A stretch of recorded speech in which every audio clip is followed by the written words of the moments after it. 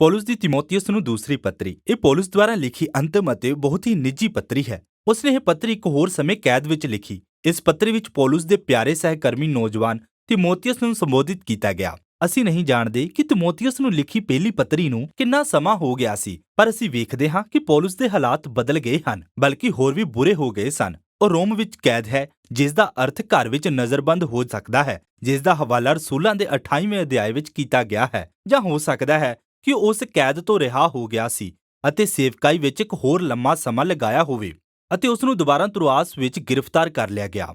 ਕਿਸੇ ਵੀ ਤਰ੍ਹਾਂ ਪੌਲੁਸ ਆਖਦਾ ਹੈ ਕਿ ਉਸ ਤੇ ਮੁਕੱਦਮੇ ਦੀ ਪੇਸ਼ੀ ਚੱਲ ਰਹੀ ਹੈ ਅਤੇ ਇਹ ਉਸ ਦੇ ਵਿਰੁੱਧ ਜਾ ਰਹੀ ਹੈ। ਉਸ ਨੂੰ ਪੂਰਾ ਯਕੀਨ ਹੈ ਕਿ ਉਹ ਇਸ ਤੋਂ ਬਚ ਨਹੀਂ ਸਕਦਾ। ਇਸ ਲਈ ਇਸ ਅਣਜਾਣੇ ਹਾਲਾਤ ਵਿੱਚ ਪੌਲੁਸ ਤਿਮੋਥੀਉਸ ਨੂੰ ਅਪੀਲ ਕਰਦਾ ਹੈ ਅਤੇ ਅਜਿਹਾ ਲੱਗਦਾ ਹੈ ਜੋ ਸ਼ਾਇਦ ਅਜੇ ਵੀ ਅਫਸੋਸ ਵਿੱਚ ਆਪਣੇ ਮਿਸ਼ਨ ਤੇ ਹੈ। ਉਹ ਤਿਮੋਥੀਉਸ ਨੂੰ ਜੇਲ੍ਹ ਵਿੱਚ ਆਪਣੇ ਕੋਲ ਆਉਣ ਲਈ ਆਖਦਾ ਹੈ ਤਾਂ ਜੋ ਪੌਲੁਸ ਉਸ ਨੂੰ ਕਲੀਸਿਆਵਾਂ ਬਣਾਉਣ ਦੇ ਉਸ ਮਿਸ਼ਨ ਨੂੰ ਅੱਗੇ ਸੌਂਪੇ ਜਿਸ ਦੀ ਉਸਨੇ ਸ਼ੁਰੂਆਤ ਕੀਤੀ ਸੀ। ਇਸ ਪੱਤਰੀ ਦੀ ਬਣਤਰ ਬਹੁਤ ਹੀ ਸਰਲ ਹੈ। ਇੱਥੇ ਦੋ ਵੱਡੇ ਭਾਗ ਹਨ ਜਿੱਥੇ ਪੌਲੁਸ ਤਿਮੋਥੀਉਸ ਨੂੰ ਚੁਣੌਤੀ ਦਿੰਦਾ ਹੈ। ਪਹਿਲਾ ਇੱਕ ਆਗੂ ਦੇ ਤੌਰ ਤੇ ਆਪਣੀ ਬੁਲਾਹਟ ਨੂੰ ਸਵੀਕਾਰ ਕਰਨਾ ਅਤੇ ਫਿਰ ਪੌਲੁਸ ਦੇ ਕੋਲ ਆਉਣ ਤੋਂ ਪਹਿਲਾਂ ਉਹਨਾਂ ਭ੍ਰਿਸ਼ਟ ਉਪਦੇਸ਼ਕਾਂ ਨਾਲ ਨਜਿੱਠਣਾ ਜੋ ਅਜੇ ਵੀ ਅਫਸੋਸ ਵਿੱਚ ਸਮੱਸਿਆਵਾਂ ਖੜੀਆਂ ਕਰ ਰਹੇ ਹਨ। ਇਸ ਤੋਂ ਬਾਅਦ ਪੌਲੁਸ ਪੱਤਰੀ ਦਾ ਸਮਾਪਨ ਕਰਦਾ ਹੈ। ਪੌਲੁਸ ਤਿਮੋਥੀਉਸ ਅਤੇ ਉਸ ਦੇ ਪਰਿਵਾਰ ਲਈ, ਖਾਸ ਕਰ ਉਸ ਦੀ ਨਾਨੀ ਲੋਇਸ ਅਤੇ ਉਸ ਦੀ ਮਾਤਾ ਯੂਨੀਕਾ ਲਈ ਪਰਮੇਸ਼ਵਰ ਦਾ ਧੰਨਵਾਦ ਕਰਦਿਆਂ ਪੱਤਰੀ ਦਾ ਆਰੰਭ ਕਰਦਾ ਹੈ। ਉਹਨਾਂ ਨੇ ਨੌਜਵਾਨ ਤਿਮੋਥੀਉਸ ਨੂੰ ਪੁਰਾਣੇ ਨੇਮ ਦੇ ਬਚਨਾਂ ਦੀ ਕਹਾਣੀ ਵਿੱਚ ਪੱਕਾ ਕੀਤਾ। ਉਹਨਾਂ ਨੇ ਉਸ ਦੇ ਅੰਦਰ ਮਸੀਹ ਯਿਸੂ ਦੇ ਪ੍ਰਤੀ ਡੂੰਘੀ ਨਿਹਚਾ ਪੈਦਾ ਕੀਤੀ ਅਤੇ ਇਸੇ ਪੱਕੀ ਨਿਹਚਾ ਕਰਕੇ ਪੌਲੁਸ ਤਿਮੋਥੀਉਸ ਨੂੰ ਪਹਿਲੀ ਚੁਣੌਤੀ ਦਿੰਦਾ ਹੈ। ਉਹ ਉਸ ਨੂੰ ਯਿਸੂ ਦੀ ਖੁਸ਼ਖਬਰੀ ਤੋਂ ਜਾਂ ਪੌਲੁਸ ਦੁਆਰਾ ਸ਼ੁਭ ਸਮਾਚਾਰ ਪ੍ਰਚਾਰ ਦੇ ਕਾਰਨ ਕੈਦ ਵਿੱਚ ਹੋਣ ਤੋਂ ਆਉਣ ਵਾਲੀ ਕਿਸੇ ਵੀ ਤਰ੍ਹਾਂ ਦੀ ਸ਼ਰਮਿੰਦਗੀ ਦੇ ਪਰਤਾਵੇ ਦਾ ਇਨਕਾਰ ਕਰਨ ਨੂੰ ਕਹਿੰਦਾ ਹੈ। ਹੁਣ ਪੌਲੁਸ ਦਾ ਇਸ ਨਕਾਰਾਤਮਕ ਸ਼ਰਮਿੰਦਗੀ ਤੇ ਜ਼ੋਰ ਦੇਣ ਦਾ ਕਾਰਨ ਹੈ ਕਿ ਉਸ ਨੂੰ ਬਾਰ-ਬਾਰ ਕੈਦ ਵਿੱਚ ਜਾਣਾ ਪਿਆ। ਅਸਲ ਵਿੱਚ ਇਸ ਦੇ ਕਾਰਨ ਪੌਲੁਸ ਦੇ ਬਹੁਤ ਸਾਰੇ ਸਹਿਕਰਮੀਆਂ ਨੂੰ ਉਸ ਦੀ ਰਸੂਲ ਵਜੋਂ ਹੋਈ ਬੁਲਾਹਟ ਤੇ ਸ਼ੱਕ ਹੋਣ ਲੱਗਾ। ਉਹ ਦੋ ਵਿਅਕਤੀਆਂ ਫੁਗਿਲੁਸ ਅਤੇ ਹਰਮੁਗਨੇਸ ਦਾ ਹਵਾਲਾ ਦਿੰਦਾ ਹੈ। ਉਹਨਾਂ ਨੇ ਪੌਲੁਸ ਦਾ ਸਾਥ ਛੱਡ ਦਿੱਤਾ ਕਿਉਂਕਿ ਉਹ ਪੌਲੁਸ ਨਾਲ ਜੁੜੇ ਹੋਣ ਤੋਂ ਸ਼ਰਮਿੰਦਾ ਸਨ, ਜੋ ਹੁਣ ਇੱਕ ਦੋਸ਼ੀ ਮੁਜਰਮ ਸੀ। ਇਸ ਲਈ ਪੌਲੁਸ ਤਿਮੋਥੀਉਸ ਨੂੰ ਸ਼ਰਮਿੰਦਗੀ ਦੇ ਹਰੇਕ ਡਰ ਨੂੰ ਠੁਕਰਾ ਕੇ ਅਤੇ ਉਸ ਨੂੰ ਮਿਲਣ ਲਈ ਕਹਿੰਦਾ ਹੈ। ਹੁਣ ਪੌਲੁਸ ਨੂੰ ਇਸ ਗੱਲ ਦਾ ਪਤਾ ਹੈ ਕਿ ਇਹ ਇੱਕ ਮਹਿੰਗੀ ਬੇਨਤੀ ਹੈ। ਇਹ ਗੱਲ ਤਿਮੋਥੀਉਸ ਨੂੰ ਜੋਖਿਮ ਵਿੱਚ ਪਾ ਸਕਦੀ ਹੈ। ਇਸ ਲਈ ਉਹ ਤਿਮੋਥੀਉਸ ਨੂੰ ਯਾਦ ਦਿਵਾਉਂਦਾ ਹੈ ਕਿ ਯਿਸੂ ਦੀ ਕਿਰਪਾ ਸ਼ਕਤੀ ਦਾ ਇੱਕ ਸਰੋਤ ਹੈ ਜੋ ਅਸਲ ਵਿੱਚ ਮਹੱਤਵਪੂਰਨ ਹੈ। ਤੈਨੂੰ ਇਸ ਦੀ ਜ਼ਰੂਰਤ ਪਵੇਗੀ ਕਿਉਂਕਿ ਯਿਸੂ ਦੇ ਪਿੱਛੇ ਚੱਲਣਾ ਸੌਖਾ ਨਹੀਂ ਹੈ। ਇਹ ਉਸ ਸਭ ਦੀ ਮੰਗ ਕਰਦਾ ਹੈ ਜੋ ਤੇਰੇ ਕੋਲ ਹੈ। ਪੌਲੁਸ ਯਿਸੂ ਦੇ ਪਿੱਛੇ ਚੱਲਣ ਦੀ ਤੁਲਨਾ ਇੱਕ ਸਿਪਾਹੀ ਵਜੋਂ ਭਰਤੀ ਹੋਣ ਨਾਲ ਕਰਦਾ ਹੈ ਜੋ ਆਪਣੇ ਉੱਚ ਅਧਿਕਾਰੀ ਨੂੰ ਖੁਸ਼ ਕਰਨ ਦੀ ਕੋਸ਼ਿਸ਼ ਕਰ ਰਿਹਾ ਹੈ, ਜਾਂ ਇਹ ਇੱਕ ਦੌੜਾਕ ਵਰਗਾ ਹੈ ਜੋ ਆਪਣੇ ਸਰੀਰ ਨੂੰ ਇੱਕ ਮੁਕਾਬਲੇ ਲਈ ਤਿਆਰ ਕਰ ਰਿਹਾ ਹੈ, ਜਾਂ ਇਹ ਇੱਕ ਮਿਹਨਤੀ ਸਮਰਪਿਤ ਕਿਸਾਨ ਵਰਗਾ ਹੈ।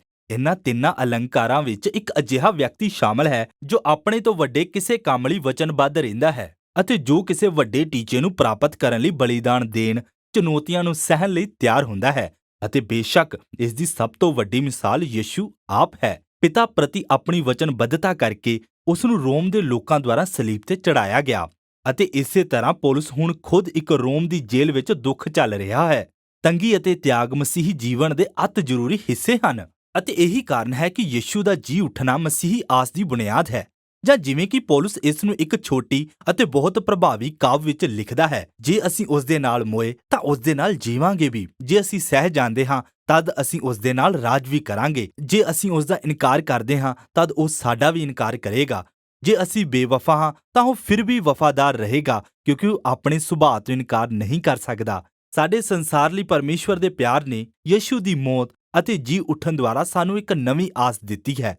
ਇਸ ਲਈ ਜੋ ਯਿਸੂ ਤੇ ਭਰੋਸਾ ਰੱਖਣ ਅਤੇ ਉਸ ਦੇ ਪਿੱਛੇ ਚੱਲਣ ਦਾ ਜੋਖਮ ਲੈਂਦੇ ਹਨ, ਪਰਮੇਸ਼ਵਰ ਉਹਨਾਂ ਲਈ ਪਾਪਾਂ ਦੀ ਮਾਫੀ ਅਤੇ ਜੀਵਨ ਦਾ ਵਾਅਦਾ ਕਰਦਾ ਹੈ। ਜੋ ਉਸ ਦਾ ਇਨਕਾਰ ਕਰਦੇ ਹਨ, ਪਰਮੇਸ਼ਵਰ ਉਹਨਾਂ ਲਈ ਉਸ ਫੈਸਲੇ ਦਾ ਸਨਮਾਨ ਕਰੇਗਾ ਅਤੇ ਉਹੀ ਕਰੇਗਾ ਜੋ ਉਹਨਾਂ ਨੇ ਕੀਤਾ ਹੈ। ਪਰ ਲੋਕਾਂ ਦੀ ਬੇਵਫਾਈ ਕਦੇ ਵੀ ਪਰਮੇਸ਼ਵਰ ਨੂੰ ਆਪਣੀ ਵਫਾਦਾਰੀ ਨੂੰ ਤਿਆਗਣ ਲਈ ਮਜਬੂਰ ਨਹੀਂ ਕਰੇਗੀ ਅਤੇ ਇਸ ਲਈ ਪੌਲੁਸ ਤਿਮੋਥੀਉਸ ਨੂੰ ਇਹ ਜਾਣਦੇ ਹੋਏ ਵਫਾਦਾਰੀ ਲਈ ਬੁਲਾਉਂਦਾ ਹੈ ਕਿ ਇਸ ਦੀ ਕੀਮਤ ਚੁਕਾਉਣੀ ਪੈ ਸਕਦੀ ਹੈ।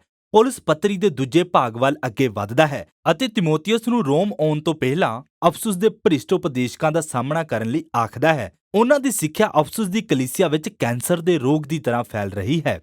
ਉਹਨਾਂ ਨੇ ਕਲੀਸਿਆ ਦੀਆਂ ਕਈ ਪ੍ਰਭਾਵਸ਼ਾਲੀ ਔਰਤਾਂ ਨੂੰ ਨਿਸ਼ਾਨਾ ਬਣਾਇਆ ਅਤੇ ਭ੍ਰਿਸ਼ਟ ਕੀਤਾ। ਇਹ ਸ਼ਾਇਦ ਉਹੀ ਅਮੀਰ ਔਰਤਾਂ ਹਨ ਜਿਨ੍ਹਾਂ ਬਾਰੇ ਪੌਲੁਸ ਨੇ ਤਿਮੋਥੀਉਸ ਨੂੰ ਆਪਣੀ ਪਹਿਲੀ ਪੱਤਰੀ ਵਿੱਚ ਲਿਖਿਆ ਸੀ।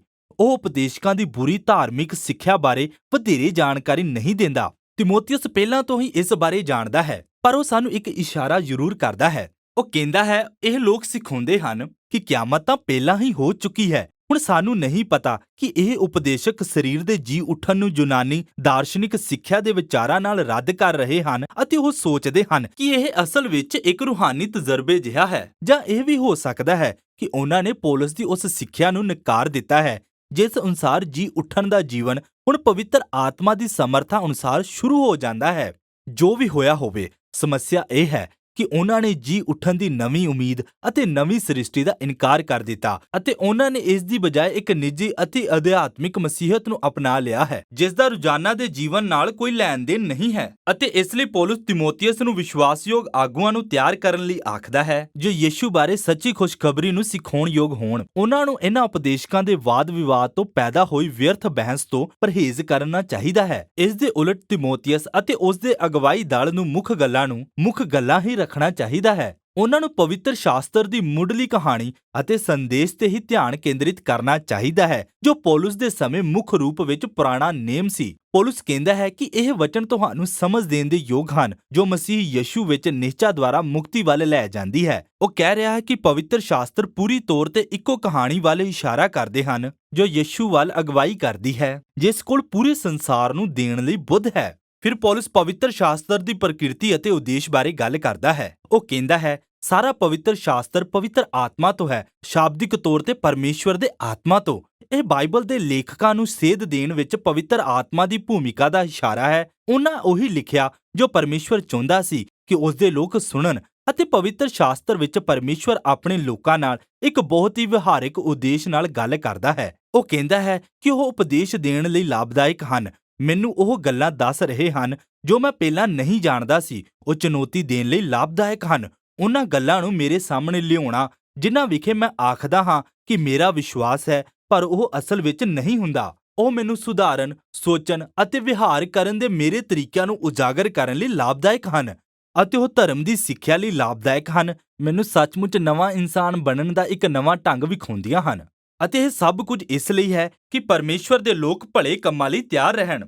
ਪੌਲਸ ਨੇ ਤਿਮੋਥੀਅਸ ਨੂੰ ਯਾਦ ਦਿਵਾਉਂਦਿਆਂ ਪੱਤਰੀ ਨੂੰ ਬੰਦ ਕਰ ਦਿੱਤਾ ਕਿ ਉਹ ਸ਼ਾਇਦ ਜਿੰਦਾ ਕੈਦ ਵਿੱਚੋਂ ਬਾਹਰ ਨਾ ਆਵੇ। ਇਸ ਲਈ ਉਹ ਤਿਮੋਥੀਅਸ ਨੂੰ ਸਰਦੀਆਂ ਤੋਂ ਪਹਿਲਾਂ ਜਲਦੀ ਤੋਂ ਜਲਦੀ ਆਉਣ ਲਈ ਆਖਦਾ ਹੈ। ਉਹ ਆਪਣੀ ਕੈਦ ਕੋਠੜੀ ਵਿੱਚ ਪਾਲੇ ਨਾਲ ਪਰੇਸ਼ਾਨ ਹੋਣਾ ਨਹੀਂ ਚਾਹੁੰਦਾ, ਇਸ ਲਈ ਉਸ ਨੂੰ ਆਪਣੇ ਗਰਮ ਕੋਟ ਦੀ ਜ਼ਰੂਰਤ ਪੈ ਰਹੀ ਹੈ ਜਿਸ ਨੂੰ ਉਹ ਛੱਡ ਆਇਆ ਸੀ, ਅਤੇ ਇਹ ਵੀ ਕਿ ਤਿਮੋਥੀਅਸ ਉਹਨਾਂ ਨਿੱਜੀ ਦਸਤਾਵੇਜ਼ਾਂ ਨੂੰ ਲਿਆ ਸਕਦਾ ਸੀ ਜੋ ਉਸਨੇ ਤੁਰਾਸ ਵਿੱਚ ਛੱਡੇ ਸਨ ਜਦ ਉਸ ਨੂੰ ਗ੍ਰਿਫਤਾਰ ਕੀਤਾ ਗਿਆ ਸੀ। ਉਸਨੇ ਸਿਕੰਦਰ ਦਾ ਵੀ ਹਵਾਲਾ ਦਿੱਤਾ ਜਿਹੜਾ ਖਤਰਨਾਕ ਆਦਮੀ ਹੈ ਜਿਸ ਤੋਂ ਤਿਮੋਥੀਅਸ ਨੂੰ ਦੂਰ ਰਹਿਣਾ ਚਾਹੀਦਾ ਹੈ। ਉਹ ਸ਼ਾਇਦ ਹਾਲ ਹੀ ਵਿੱਚ ਪੌਲਸ ਦੀ ਹੋਈ ਗ੍ਰਿਫਤਾਰੀ ਲਈ ਜ਼ਿੰਮੇਵਾਰ ਸੀ। ਪੌਲਸ ਨੇ ਇਹ ਨਿਚੋੜ ਦੱਸਿਆ ਕਿ ਕਿਵੇਂ ਤਕਰੀਬਨ ਸਾਰਿਆਂ ਨੇ ਉਸ ਨੂੰ ਜੇਲ੍ਹ ਵਿੱਚ ਛੱਡ ਦਿੱਤਾ ਹੈ ਅਤੇ ਹੁਣ ਉਸ ਦੀ ਤਸੱਲੀ ਦਾ ਕਾਰਨ ਸਿਰਫ ਯਿਸੂ ਦੀ ਨਿੱਜੀ ਮੌਜੂਦਗੀ ਹੈ ਜੋ ਉਸ ਦੇ ਨਾਲ ਖੜਾ ਹੈ ਅਤੇ ਉਹੀ ਉਸ ਨੂੰ ਬਚਾਵੇਗਾ ਭਾਵੇਂ ਉਹ ਮਰ ਵੀ ਜਾਵੇ। ਅਤੇ ਇਸ ਤਰ੍ਹਾਂ ਉਹ ਪੱਤਰੀ ਦਾ ਸਮਾਪਨ ਕਰਦਾ ਹੈ। ਤਿਮੋਥੀਅਸ ਨੂੰ ਲਿਖੀ ਦੂਸਰੀ ਪੱਤਰੀ ਇਸ ਗੱਲ ਦੀ ਯਾਦ ਦਿਵਾਉਂਦੀ ਹੈ ਕਿ ਪੌਲਸ ਦਾ ਬਹੁਤ ਪ੍ਰਭਾਵਸ਼ਾਲੀ ਜੀਵਨ ਅਤੇ ਮਿਸ਼ਨ ਨਿਰੰਤਰ ਚੁਣੌਤੀ ਅਤੇ ਦੁੱਖ ਅਤੇ ਸੰਘਰਸ਼ ਦੀ ਨਿਸ਼ਾਨੀ ਸੀ। ਯਿਸੂ ਦੇ ਮਗਰ ਚੱਲਣ ਵਿੱਚ ਵੱਡਾ ਜੋਖਿਮ ਅਤੇ ਕੁਰਬਾਨੀ ਸ਼ਾਮਿਲ ਹੈ। ਇਸ ਦਾ ਅਰਥ ਆਪਣੀ ਜ਼ਿੰਦਗੀ ਵਿੱਚ ਤਣਾਅ ਅਤੇ ਬੇਆਰਾਮੀ ਨੂੰ ਸੱਦਾ ਦੇਣਾ ਹੈ ਅਤੇ ਇਹ ਹਾਲਾਤ ਯਿਸੂ ਦੀ ਗੈਰ ਮੌਜੂਦਗੀ ਦਾ ਸੰਕੇਤ ਨਹੀਂ ਹਨ।